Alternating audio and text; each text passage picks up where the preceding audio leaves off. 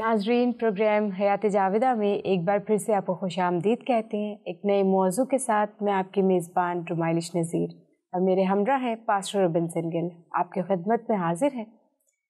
امید رکھتی ہوں کہ پچھلے گزشتہ 2 سیریز کے وسیلہ سے آپ نے بہت برکتیں حاصل کی ہوں گی اور بہت کچھ سیکھا ہوگا، اور امید یہ بھی ہے کہ 5 پروگرامز پر مشتمل اس نئی سیریز کے وسیلہ سے بھی آپ بہت کچھ سیکھیں گے، کیونکہ یہ سیریز خاص طور پر ہماری نوجوان نسل کے لیے ہے کہ وہ خداوند کے کلام کو کس طرح جانیں۔ جی روبنسن بھائی، اس نئی سیریز کے موضوع کے حوالے سے آپ کیا کہنا چاہیں گے؟ تھینک یو ویری مچ رومالش۔ میں اپنے ناظرین کو بتاتا چلوں کہ ہماری نئی سیریز جو ہے وہ خصوصاً نوجوانوں سے تعلق رکھتی ہے، اور میں سمجھتا ہوں کہ کسی بھی معاشرے میں، کسی بھی کمیونٹی میں، کسی بھی قوم کے لیے نوجوان جو ہیں وہ بہت اہمیت کے حامل ہیں، اور جو میجر گروپ ہوتا ہے کسی بھی ملک میں یا قوم میں وہ نوجوانوں کا ہوتا ہے جو گرو ہوتا ہے۔ اور اس سیریز میں ہم بات کریں گے کہ پاکستان میں موجود جو مسیحی نوجوان ہیں ان کو کن کن چیلنجز کا سامنا ہے، اور نہ صرف مسیحی بلکہ جو دیگر نوجوان ہیں وہ بھی دیکھ سکتے ہیں کہ جن چیلنجز میں سے ہم گزر رہے ہیں کس طرح سے ہم اوور کم کر سکیں گے۔ اور یقیناً رومائلش ہمارے پاس جو گائیڈ لائن ہے وہ کلام مقدس ہی ہے، اس کی روشنی میں ہم دیکھیں گے کہ کس طرح سے ہم اوور کم کر سکتے ہیں، کس طرح سے ہم غالب آ سکتے ہیں۔ سو نہ صرف ہم اس سیریز میں چیلنجز کو آئیڈینٹیفائی کریں گے، ایکسپلور کریں گے، جانیں گے، اس کے ساتھ ساتھ ہم اس پر بھی بات کریں گے کہ کس طرح سے ہم چیلنجز پر غالب آ سکتے ہیں۔ رومالش، میں آپ سے پوچھوں گا کہ جب چیلنجز کی بات کی جاتی ہے تو آپ کا اس کے بارے میں کیا خیال ہے، زندگی میں چیلنجز کا ہونا؟ میں سمجھتی ہوں کہ اگر زندگی میں چیلنجز نہیں تو پھر زندگی میں کوئی چام نہیں۔ وداؤٹ چیلنجز لائف تو کچھ ہے ہی نہیں۔ اگر ہم چیلنجز کو ایکسیپٹ کرتے ہیں تو پھر انہی سے ہم بہت سے ایکسپیرینسز سیکھتے ہیں۔ بالکل، میں سمجھتا ہوں کہ جو چیلنجز یا مشکلات ہیں زندگی کے امتحانات ہیں، وہ ہمیں اگلی سیڑھی پر لے کر جاتے ہیں۔ اور واقعی چیلنجز کے بغیر ایک تو زندگی میں وہ چام نہیں ہوتا ہے، یا زندگی اس طرح سے سرگرم نہیں دکھائی دیتی، اور اس کے ساتھ ساتھ جو سیکھنے کا عمل ہے اور آگے بڑھنے کا عمل ہے وہ بھی وقوع پذیر نہیں ہو پاتا۔ سو چیلنجز کا ہونا ناظرین ضروری ہے، اور خاص طور پر نوجوان اس بات کو ہمیشہ اپنے سامنے رکھیں کہ ایسی زندگی کے متعلق سوچنا جس میں کوئی چیلنج نہ ہو اس دنیا میں رہتے ہوئے یہ ممکن نہیں ہے۔ سو چیلنجز کا ہونا ضروری ہے، ناگزیر ہے۔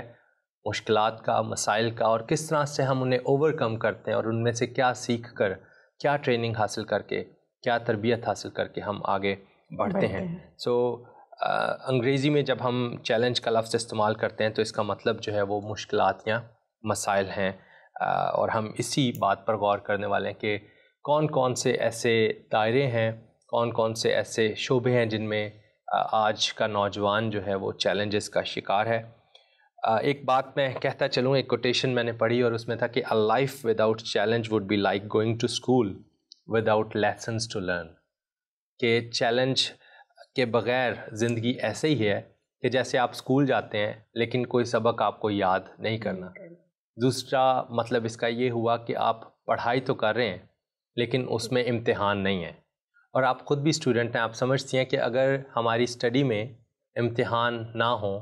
تو اگلی کلاس کا بھی تصور جو ہے وہ ممکن نہیں ہوگا۔ ہم پڑھتے تو رہیں گے لیکن ہم کتنا سیکھ رہے ہیں، کتنا لرن کر رہے ہیں، وہ اس کا اندازہ امتحان کے بغیر مشکل ہے۔ اور زندگی میں چیلنجز دراصل ہمیں بتاتے ہیں کہ ہم نے سیکھا کتنا ہے زندگی کے بارے میں، جب ہم ان چیلنجز کو آئیڈینٹیفائی کر کے ان پہ غالب آ جاتے ہیں۔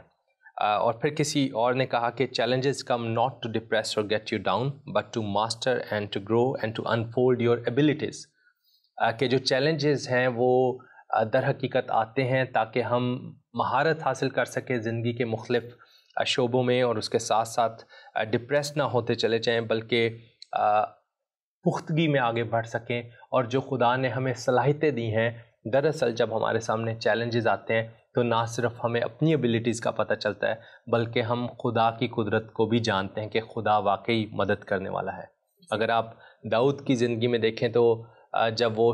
چرواہا ہے تو شیر، ریچھ، جنگلی جانور، یہ چیلنجز اس کے سامنے ہیں، اور پھر ایک وقت آیا کہ انہی چیلنجز کو اوور کم کرتے ہوئے جب قومی سطح پر یا کمیونل لیول پر یا نیشنل لیول پر ایک مخالف جو ہے جاتی جولیت کی صورت میں کھڑا ہے اور اس کو چیلنج کر رہا ہے، اس کو للکار رہا ہے، اور وہاں پر ہم دیکھتے ہیں کہ کس طرح سے داؤد نے اس چیلنج کو فیس کیا، اوور کم کیا. اس کی صلاحیت یا اس کا ٹیلنٹ تو سامنے آیا ہی، لیکن کبھی بھی شاید کسی نے اس بات پر نہیں زور دیا کلام سناتے ہوئے کہ یہ اس کی صلاحیت تھی جس نے اس کو کامیاب کیا.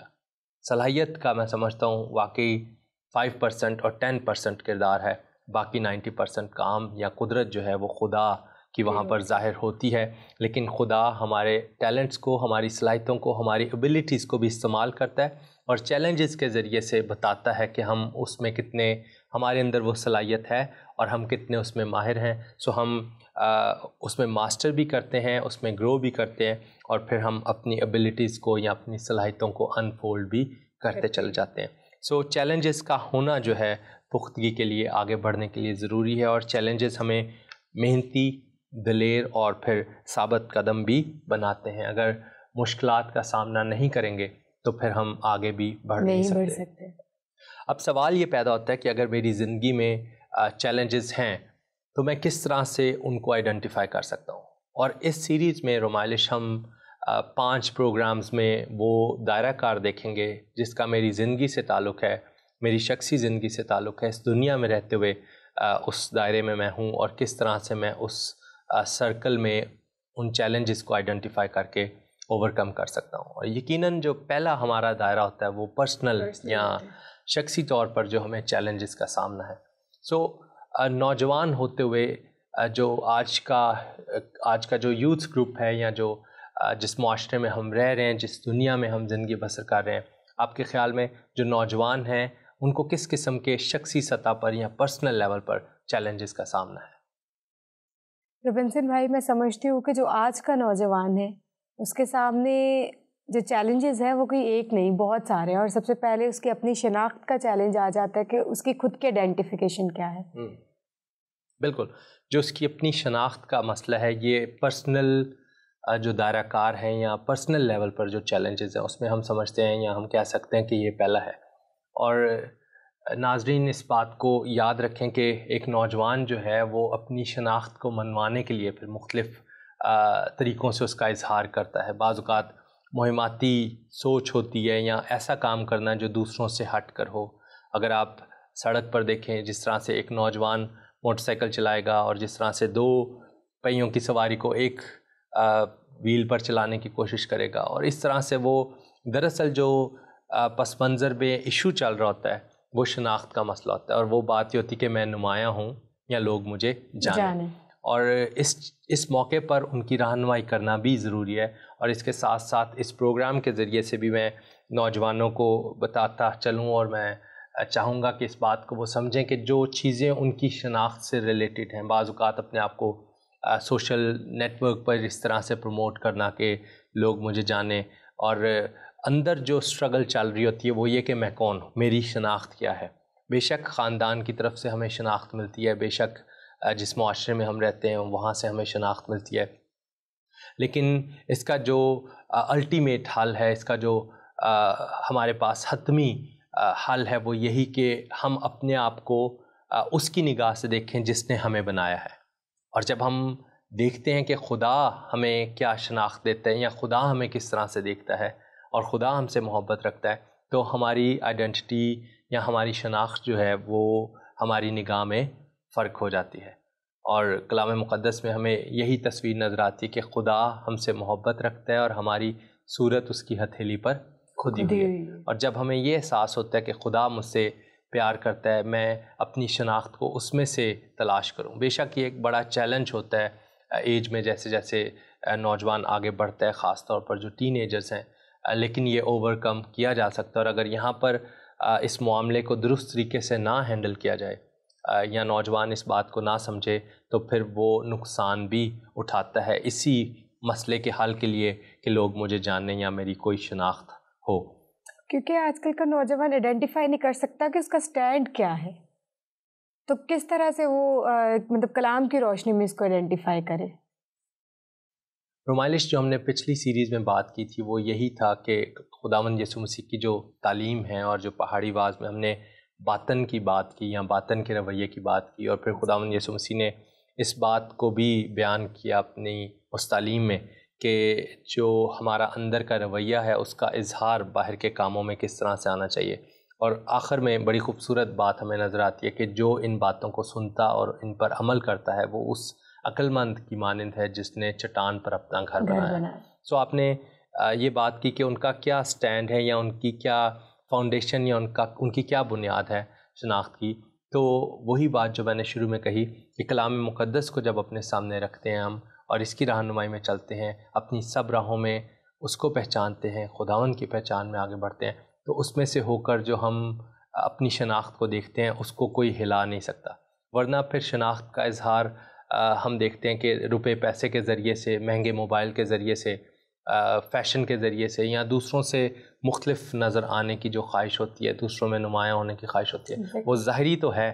لیکن اندر وہ کس کرب میں سے گزر ہے، یا اپنی آئیڈینٹی کے حوالے سے اگر وہ ڈس اورینٹیشن کا شکار ہے، یا اس کو اس بات کا درست طریقے سے علم نہیں کہ وہ ہے کیا یا کون ہے، تو پھر وہ چیزیں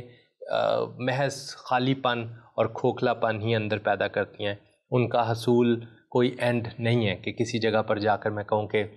یہ میرے پاس سب چیزیں آ گئی ہیں تو اب میری ایک شناخت بن گئی، بلکہ ہم اس دوڑ میں لگ جاتے ہیں جو مادہ پرستی کی دوڑ ہے. سو آئیڈینٹی کے حوالے سے جو ہمارا شخصی لیول ہے، پرسنل لیول پر جو چیلنجز ہیں، یہ پہلا ہے جس میں ہمیں خبردار ہونا ہے، محتاط ہونا ہے اور ڈائیگنوز کر لینا ہے کہ اچھا یہ میرے اندر ایک محرک ہے یا میں یہ کرنا چاہ رہا ہوں، اس کے پیچھے کیا وجہ ہے. میں اپنی شناخت کو دنیا کی نظر سے دیکھوں یا میں خدا کی نظر سے اپنی شناخت کو دیکھوں. اور اگر ہم آئیڈینٹی کو اس طرح سے دیکھیں تو پھر ہم بہتر طور پر آگے بڑھ سکیں گے. اور پھر جو ایک اور بڑا چیلنج میں سمجھتا ہوں کہ ان باتوں کی وجہ سے نوجوان کے اندر پیدا ہوتا ہے، ان وجوہات کی بنا پر پیدا ہوتا ہے، اب وہ ہے کہ اس کے اندر یا انفیریئرٹی کمپلیکس پیدا ہو جاتا ہے، احساس کمتری، یا پھر احساس برتری. اگر چیزیں حاصل کر لیتا ہے شناخت بنانے کے چکر میں تو احساس برتری پیدا ہو جائے گی، اور اگر نہیں حاصل کر پاتا اور دوسروں کو دیکھتا رہتا ہے تو اس کے اندر احساس کمتری پیدا ہو جائے گا. لیکن میری نظر میں اس وقت جو آپ کہہ رہے ہیں احساس کمتری، ہمارا نوجوان اس کا زیادہ شکار ہے. جی بالکل، میں آپ کو بتاتا چلوں کہ آج جو نوجوان ہیں، خصوصاً مسیحی نوجوان کی جب ہم بات کرتے ہیں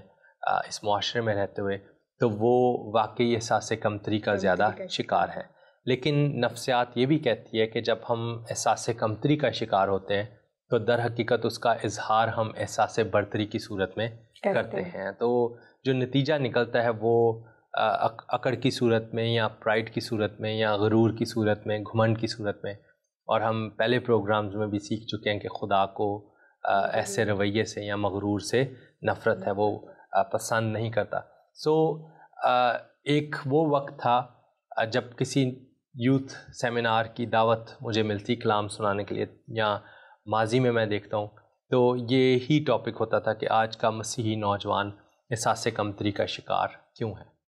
اچھی بات ہے ناظرین کہ ہم ڈائیگنوز کریں کہ کیوں ہے، لیکن ہمیں اب اس سے آگے بھی بڑھنا ہے کہ وہ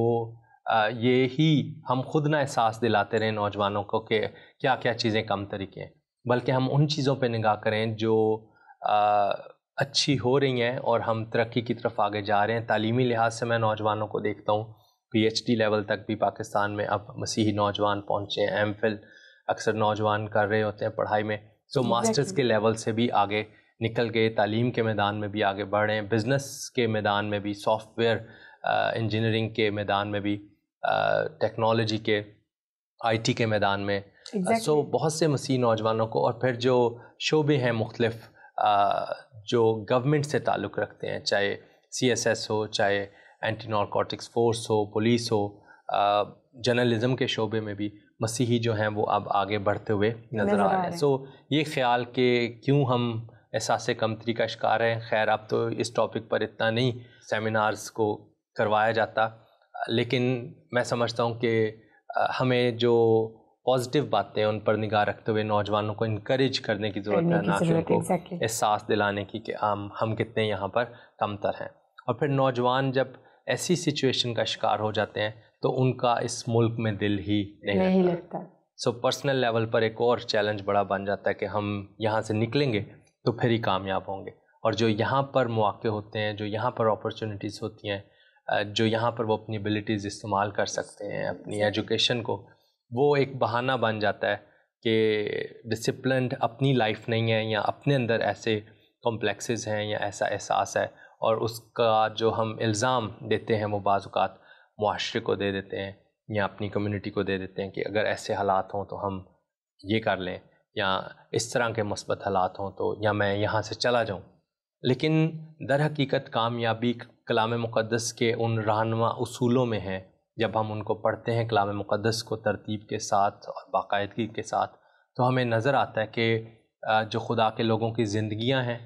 خواہ وہ اسیری میں ہیں، خواہ وہ غلامی میں ہیں، کسی اور ملک میں، مائنورٹی تو کیا شاید وہ اکیلے ہی ہیں وہاں پر. اگر ہم یوسف کو ہی دیکھ لیں، مصر میں جب اس کو بیچ دیا گیا غلام کے طور پر، وہ وہاں پر گیا اور کہاں تک وہ پہنچا کہ وہاں کا وہ حکمران اور حاکم بھی بن گیا. کیا اس کی زندگی میں چیلنجز نہیں آئے؟ لیکن ان چیلنجز کو اس نے کس طرح سے اوورکم کیا، کس طرح سے وہ خدا کے ساتھ مضبوط رہا، اور اس کی زندگی کے بارے میں بار بار یہی کہا گیا کہ خداوند اس کے ساتھ تھا، خدا اس کے ساتھ تھا. اور بہت دفعہ جو ہمارے نوجوان ہیں وہ سمجھتے ہیں کہ ہمیں صرف کلام ہی کی بات بتائی جاتی ہے، یا کلام سے ہمیں کہا جاتا ہے کہ اسی سے آپ رہنمائی حاصل کریں، دنیا بہت آگے نکل گئی. میں آپ کو بتاؤں کہ دنیا کے مختلف شعبوں میں اگر آپ لیڈرشپ کے کانسیپٹ کو بھی لے لیں، اب جو ملٹی نیشنل کمپنیز ہیں ان ویلیوز کو دوبارہ سے پروموٹ کر رہی ہیں جو ہمیں کلام مقدس میں قیادت کے حوالے سے نظر آتی ہیں.